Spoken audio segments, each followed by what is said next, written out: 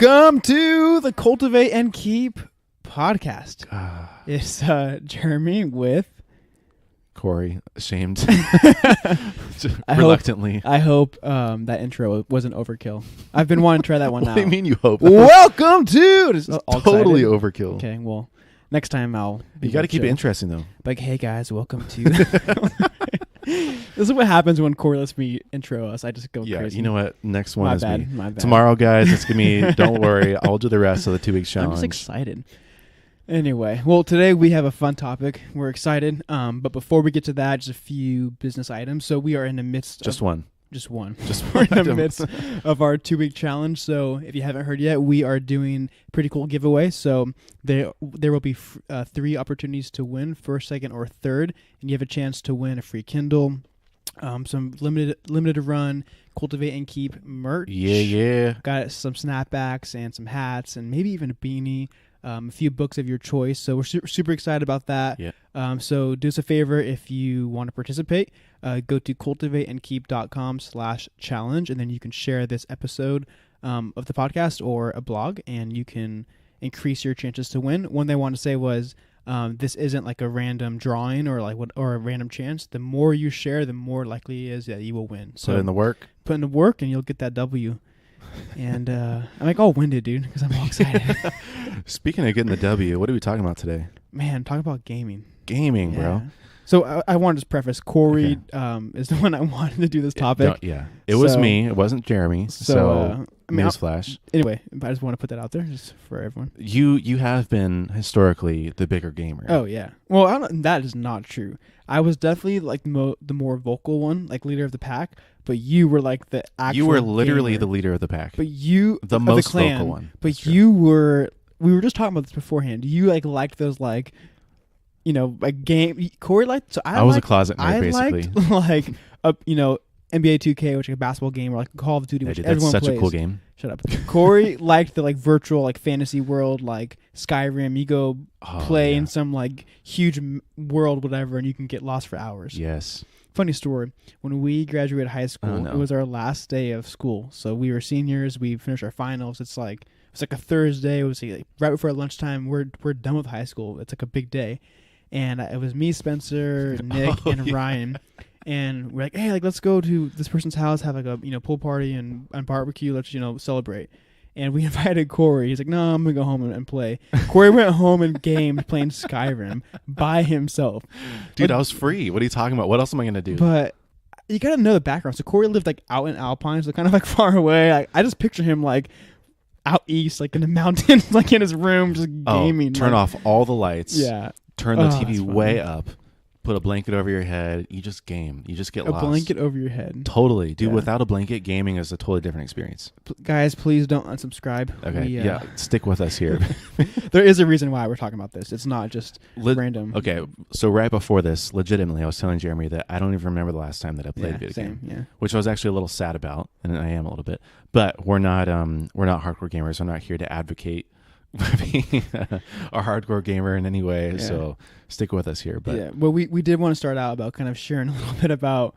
So in high school, we so it was kind of, I don't know about. Well, Corey was definitely a geeky gamer. I mean, a little bit, nerdy gamer. But I think most of our friend group was we were like the cool gamers. Yeah, that's how I think of it. We probably weren't cool, but no, we just had fun. Not. We had a clan. We weren't good. So if gaming, there are actual groups of kids that play online and they create a clan and they are really good. If you are playing and you're against a clan, an 8-year-old's gonna slaughter you. Yeah.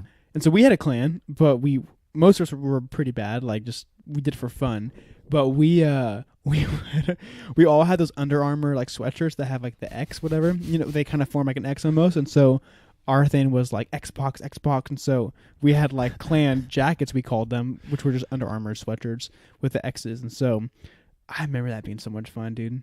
Just representing, bro. Dude, representing. Microsoft was loving. They should have sponsored the clan. So I remember when I graduated. So I just want to say again, we weren't. I wasn't a serious gamer. I had fun. I goofed around, but I sucked. But I remember when I graduated high school. I think it was a sophomore in college. I forget who. I think it was Dijonay. I forget who it was, but someone saw me at church, whatever, and I forget what they said, but they were like, I was like working or doing something, and she was like, "Oh, you go to school?" I'm like, "Yeah," and she was like, "Oh, like I thought you just played video games." Oh I was like dead serious, and I was like ashamed. I was like, "I'm a pretty hard worker, actually." Yeah, maybe not be so vocal. It was so funny. It was a good lesson, though. That's amazing. All that to say, video games are fun. Were fun. But like we said, like at this point in our life, not really a part of our life. I kind of wish it was, but it's not. Yeah. I remember the very first game that I got was it wasn't even like a brand. It was just like one of those like joystick like ones that you plug into your TV. It wasn't like a console or anything. It just had like games preloaded on there. Mm-hmm. And I thought it was so cool. I was like, Mom, you don't need like a console. Like all these games are already in here. They're cool games. And then I got bored of it after like a week.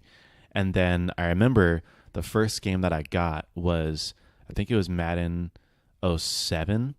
And I got it actually because I wanted to play with my dad. And so I got it and I played it. And then I got into like, I don't know, all sorts of other games. I got into RuneScape online. Dude, that was the funnest game. So dumb. You're like, it's completely pixelated. Your guy looks stupid. But played RuneScape. Then we got into things like NBA 2K, Call of Duty. I'm the reigning champ against Corey. No, that's not true. It's so true. What are you talking about, the reigning champ? I destroy you. No, you don't. Yes, I do. I would bet if we could go back in time to the last right time now, we played. Let's go play. Let's go buy a console and freaking play, dude. I bet the last time we played, I won. That's so wrong. The last times that we played, you were such a sore loser. Oh, I get so mad. That would make me so happy. That was the best, was just watching you walk upstairs or slam the floor. Oh my gosh. Dude, with Mark, I missed Hunter, that. Mark used to shout out to Mark if he's listening. He used to we know you're listening, we would play Mark. and he would throw the controllers across the room. Like dude, one time he like just threw it and it literally just broke it, like shattered it. #rage he was like, I'll buy you a new one. He's like knew it was his fault. I also was the champ over him too as well. You could be the champ over him, but actually no. I bet that the last time you played him, he probably destroyed you. No, that's not, that actually isn't true. Really? Okay. You probably beat me, but Mark, no. Well, I think it begs the question: why play video games? It's interesting to me. Why are video games so interesting to boys and to men, and not interesting to women? And there are women gamers, and I think there's actually a growing movement of women gamers. So it's not to say that it's exclusively men, but I think in general we can all agree that gaming is more of a man thing, and not to like get all like super like deep and kind of, I don't know, like theological and stuff already. But Wild at Heart, kind of the cornerstone book that we talk about a little bit. He has the quote. He says, "Deep in his heart, every man longs for a battle to fight." And then, it's like a woman to win and whatever, but an adventure to live. But I think it's interesting, like a lot of video games are centered around either competition or violence or kind of adventure-ish, exploration or creating or things like that. And I think it's just interesting how it makes sense that men are more inclined to play video games or more inclined to like video games because it plays exactly to who we are and what we want. Like we want a battle. We want to fight. We want to compete. We want to show that you're the reigning champ, or you want to create. You want adventure. You want to explore. You want to go and have your own kind of little kingdom or world that you're in charge of. But why play video games in the first? Like, what is it that's so interesting about them? Well, I think it's funny. Like you describing it like a battle or like being competitive, like a competitive outlet. If you're someone that doesn't play games, it's probably hard to understand that. Yeah. As you were talking, I kind of started laughing as you were talking, but I started thinking like, actually, like, no, you're right, because if you play games, like there is kind of like a thrill or like if it's totally like a sport game or like a whatever it is, like when I used to beat you all the time, like it was fun. It was a good competitive. You're just gonna keep plugging yourself on beating me. It was a good competitive outlet. Even though you're just like using your hands like a joystick, but it's literally actually just like two fingers. Yeah, but it really is a sense of like conquering and a sense of overcoming. Yeah. And I think that's why like grown men, 20s, 30s, 40s still play video games, because I think it's easy, in marriage or with families or at work to feel like you're failing, to feel like you're in this bubble that isn't what you expected or really wanted for your life. And so something you can control is like the virtual, gaming and fun. And so I think, I'm trying to put myself in that position. If I was older and kind of in that spot, why would I play games? I think that for me, that's why I would do it, because it's an outlet and it's, my time to have fun and kind of fake, what I'm doing and be the winner in that, fake scenario. Yeah. Dang, we're getting deep already. But also in the book, I think it's in that same kind of section, he says, truth be told, most of us are faking our way through life. We pick only those battles we are sure to win, only those adventures we are sure to handle, and only the beauties where we are sure to rescue. But I think that's interesting because video games are sort of like this outlet of like living the life that you want to live, or it's like facing, like there's no risk, you know what I mean? So like you can go and be adventurous. You can kind of live, you can be the person that you want to be in real life in a video game. And like you said, you can conquer, you can feel good about yourself. You can feel like you're the best at something. You can feel like you can go explore and that you're making progress. Whereas maybe in real life, you don't have that same confidence or control or, the right abilities per se. Like you're not talented enough, skilled enough.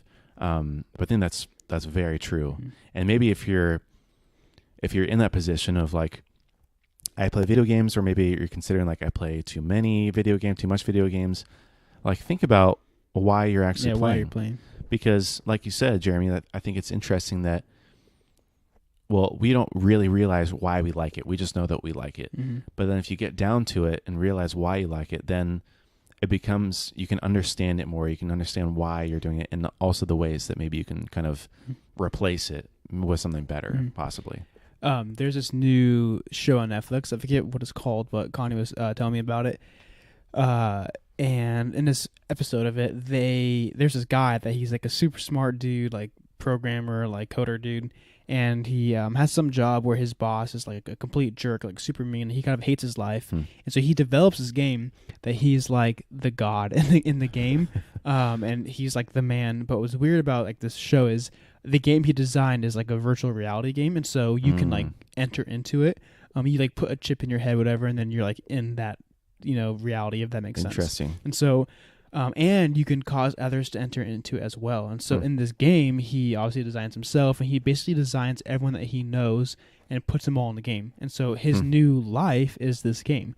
And so he kind of creates this whole world where he has it his way, and he's the man. And it turns, like, long story short, it ends basically so he's like a bad guy in the game, and everyone he's evil, and it ends to where somehow they all get out, and he gets stuck in the game, and he can't get out, like, forever. He's eternally trapped in this game by himself. And kind of as you were talking, I was thinking about that. Like, is this a Black Mirror episode? Oh yeah, I think it's called Black Mirror. Yeah, that show's nuts. Yeah, I think Monique and I watched the first two. I just watched some of them are really weird and disturbing. Don't recommend watching, but that sounds like a really interesting episode. Yeah. But I mean, as you were talking, I was thinking like a lot of people kind of get stuck in that, like you're talking about wanting an escape from life and kind of wanting our own world we make up. It's easy to kind of get stuck into where that's the one thing we look forward to. Yeah. Because we're going to talk about it later, but gaming isn't bad. I think it's often looked down upon. I think like anything, just with I'm blanking, but with what's the word? Balance. Yeah, with a balance, and just not in the extreme. It's not necessarily a bad thing. Yeah. What it reminded me of is Dwight. Yes, in The Office. Oh my gosh, I was thinking of that. So when he's like all depressed because like he broke up with Angela and like his life's Second Life. He signs up for this game. Like basically like when his life was perfect, he signed up for this game, like made himself. But it's so funny because he makes himself exactly the same. It's all the exact same. It's like the same building, the same like haircut, everything, except he can fly. He's like, my life was so perfect, I literally wanted two of them. Yes, that's what it is. Oh my gosh, I love that.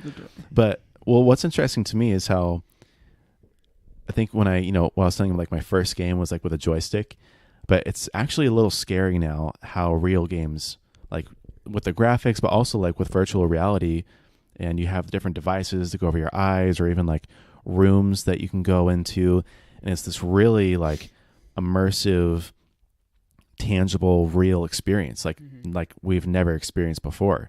And I think something that maybe a lot of people don't realize is like we're kind of pushing the boundaries with technology and with like a lot of the advancements that are happening, and video games are kind of on the forefront of that, of Like you have really smart people designing really cool things, but you have to be careful. Like you can't just take everything at face value of like, oh, this is really cool. You have to also think like, how is this changing the way that I think, or how is this changing the way that I behave? Or is this good for me? Is this not good for me? And you have to look at things like, maybe I shouldn't play this video, or maybe I shouldn't have this device because maybe it's a little scary for you. Like maybe it's a little too tempting for you. But I bet you a lot of people don't even think about that at all. Yeah. But we did want to, should every episode, but get the Bible's take on it, get God's take on video games. So the good and the bad about video games, as we know, is that it's risk-free. It's very accelerated, right? So life kind of is slow in comparison to video games, whereas in video games you can go through entire lifetimes in a few minutes or a few hours. But it's also sort of an enhanced version. Like, so if you're Dwight, for example, you can fly in your video game, whereas here, unfortunately, we cannot. I think that would be really cool, but take that up with God once I meet him. But that's what makes it fun, right? You get to be someone else. You get to be a better version of yourself. That's also, like we're talking about, what makes it scary. That's what makes it dangerous, is that it can start to replace the reality that you actually live in. It can start to be your preferred reality. So the Bible doesn't directly address video games. The 11th commandment isn't, thou shalt not play too many video games. But there are some interesting verses that kind of correlate to it. And like you're saying, it's not that video games are innately bad. They're just like other things that can be like social media. It could be the internet. It could be YouTube. It could be all sorts of other things. But you have to have balance. And so the biblical principles and kind of the context of verses we can use to kind of understand it. So I'll read the verse, Jeremy, to spare you. But 1 Corinthians 10:23, Paul says, all things are lawful for me, but not all things are helpful. All things are lawful, but not all things edify. So I think it kind of goes back to, just because you can play video games doesn't mean that you should. And just because it isn't innately bad doesn't mean that it's good for you either. Would you agree? Yeah, I mean, as you were talking, I was kind of going back to what you first said, is why are you playing video games? Yeah. I think that's the question to ask. I mean, if it's just merely entertainment and it's balanced, that's cool. But if it's an escape of reality and it's kind of that one thing you look forward to, and it gets dangerous. And so I think asking that question, why are you doing it? And with balance, I think it's, Yeah, and obviously not all games are created equal either. Like they're very harmless or fun games. Like I think of like NBA 2K, because you're just a basketball player playing a sport like you would in real life. Although you should probably just go out and play the real thing. But we're not. I can't dunk in real life. So that is a good point. So with my high school small group, so it's honestly been a point of like concern and like contention and like frustration for me. Like, so they're freshmen, and so they're what, 13, 14 years old. 14, and should be. Dude, like these kids, like all they do is play video games, and it's like frustrating to me. Like, hey, what'd you guys do today? And we kind of talk about that, on Monday night, and like, I woke up at 11 and played games and came here, and it's like, what? And then they're at group with their like mobile, like what's it called? Those PS4 things that you can like have like a mobile like PlayStation, dude. Yeah, whatever it's called. Yeah. And like all these iPhone games, and it's just like, right. It's literally crazy. It feels like, it seems like there's no parental like control or filter on it. And like I remember when I was younger, like I had a limit, and I would have to just go outside when I was like really young. And yeah, I'm glad that happened to me, because a lot of these kids, and like they're overweight, and like it's sad. It's like, or there was limits, like you couldn't take your game outside of the house. Yeah. But now it's like you can literally play a game wherever, whenever you want. So I'm just like, put that friggin' thing down, like don't pick it up. And I just take it from them. Yeah. And they don't know how to like function. It's so weird. They just like, they don't know how to talk to each other. They're awkward. And it's because they're, or just even like, glued. what do you talk about if you're not talking about video games? Well, that's the thing. They talk about Fortnite and these video games, and it's super crazy. And I have to like learn to not get frustrated. Like I need to help them not be frustrated with them. And but like that's kind of where things are going, where it's either we're dependent on it because it's an escape from reality, or we're young and immature, and it's all we want to do is play and talk video games. Yeah, that's true. It's very scary. I mean, I'll be the first to admit I've probably played too many video games.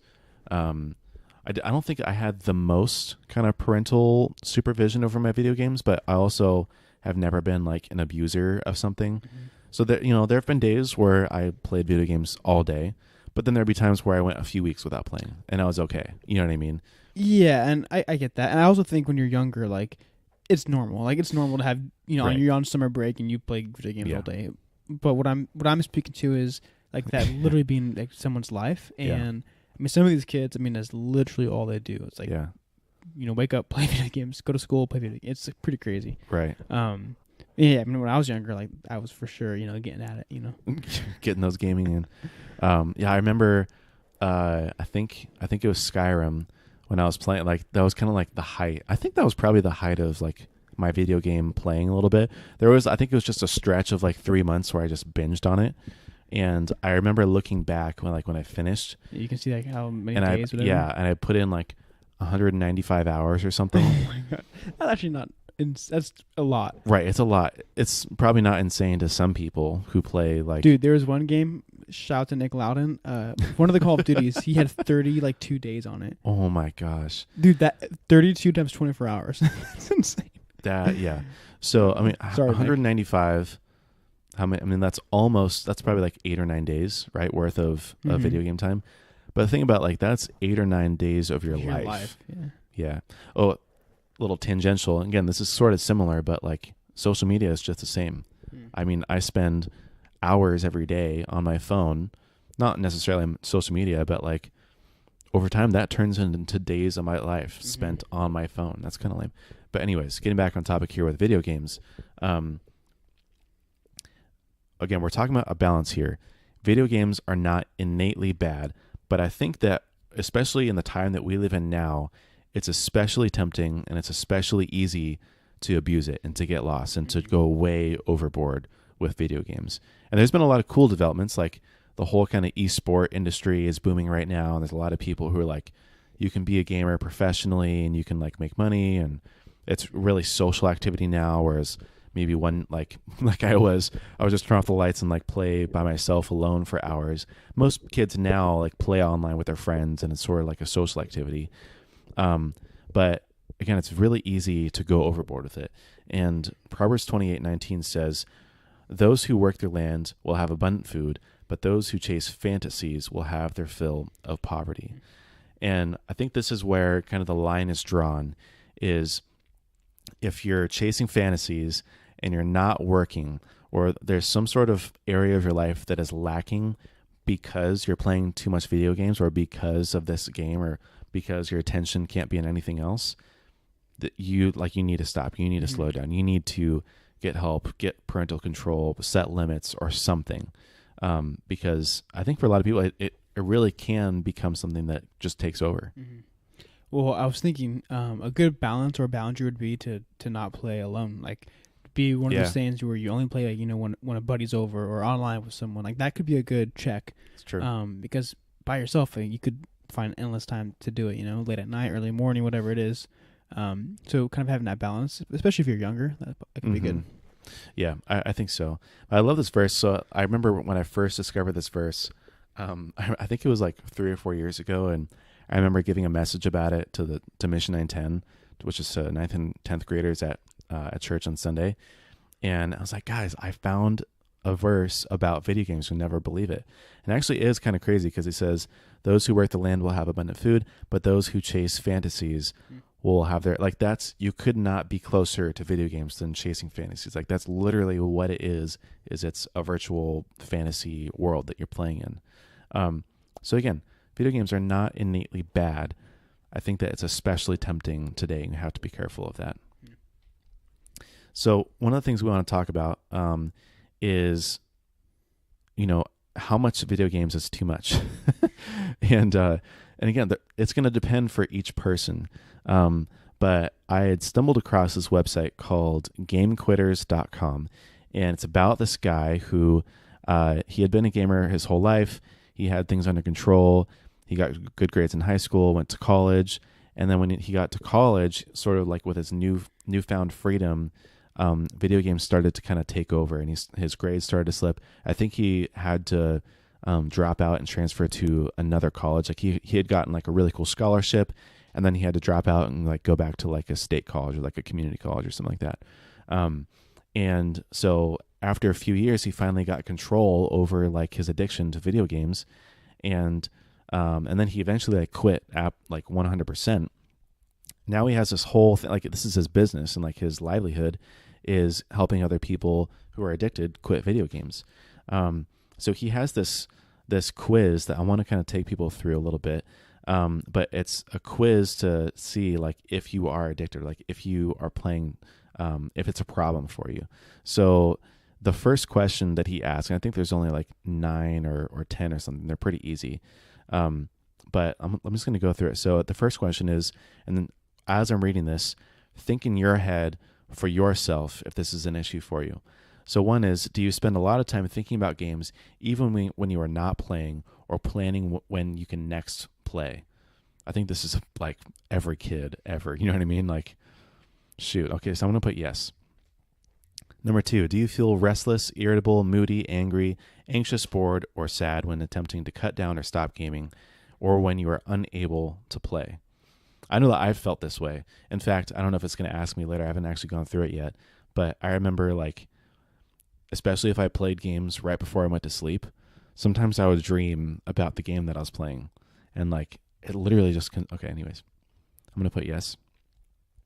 Do you feel the need to play for increasing amounts of time, play more exciting games, or use more powerful equipment to get the same amount of excitement you used to get? I'll put yes. Number 4, have you felt that you should play less but are unable to cut back on the amount of time you spend playing games? I guess this is probably like some conviction coming into your life, like, oh shoot, I should probably cut down on this. Have you lost interest in or reduced participation in other recreational activities? So parentheses, hobbies, meeting with friends, due to gaming? Yes. Have you continued to play a game even though you are aware of negative consequences, such as not getting enough sleep, being late to school or work, spending too much money, having arguments with others, or neglecting important duties? Dang, that's a big one. I don't know what I'm on. 8, 7, something like that. Have you been deceptive or lied to family, friends, or others about how much time you game, or tried to keep your family and friends from knowing how much you game? That's interesting too. Do you game to escape from or forget about personal problems, or to relieve uncomfortable feelings such as guilt, anxiety, helplessness, or depression? These are deep questions. Have you risked or lost significant relationships, a job, educational, or career opportunities because of gaming? These are all like pretty self-explanatory. So I put yes on all those. It's asking for my email now. It's going to send me the results, but I'm pretty sure it's going to tell me I'm 100% addicted to gaming. But I feel like that's a good kind of litmus test of like, even if one of those things rings true for you, you should reevaluate your habits. Sometimes when I'm listening to like a podcast, near the end of it or middle, I'll think, okay, like, what am I getting out of this? Like, what's the point of this? And as you were talking, I was thinking that I think this is really good stuff. Not necessarily for probably the average listener, but people you work with or like are over, whether it's kids or you know, or even friends, a younger people brother you know, or a friend, whatever it is. Yeah, people you know that may have close to an addiction to video games. This is good stuff to like ask them, or just to have to know about when you're interacting with them. Yeah. So for you, why did you sort of stop gaming, or like what do you do instead of gaming? Yeah, it was one thing I wrote down in notes. So for me, it was kind of one of those things that the older I got, just it naturally stopped, and I feel, or I think I shouldn't say it has stopped, but I think for most people it should slow down, and I think that's how it should be. So yeah, for me, just honestly, like, just life got busy. I mean, I probably would still play if I had time. The problem is now, like, if I happen to have free time, there are many other things I want to do with my time than play video games. So yeah, definitely. I mean, once every couple of months, I'll like, happen to hop on and play with someone, but like I never will just play by myself. Yeah. I would like to, but just not time. Yeah. I think the moment for me was when I started dating Monique, because then like, well, one, I think it's a matter of priorities, and it is interesting to think like, well, if you're still playing just as much video games, or you're still playing games in general, like when you don't have time for it, like that's probably a bad sign. But like it just kind of shows your priorities, right? Because once I got a girlfriend and I was dating Monique, then my priorities were her and spending time with her, and it wasn't about video games as much. Again, not to say that you can't play video games or that it's bad or that you're spending too much time.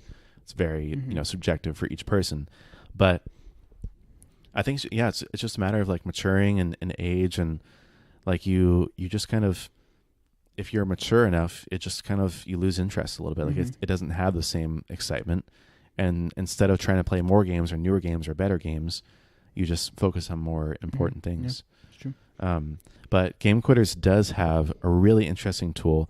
So if you go to gamequitters.com/hobby-tool, they have this really cool list of like, you can choose anything to replace gaming. So you can say like, I want activities that help with being active or achieving something or being social. And then you could also like split out into like, I want activities that are free or low cost or at home or offline or easy to start.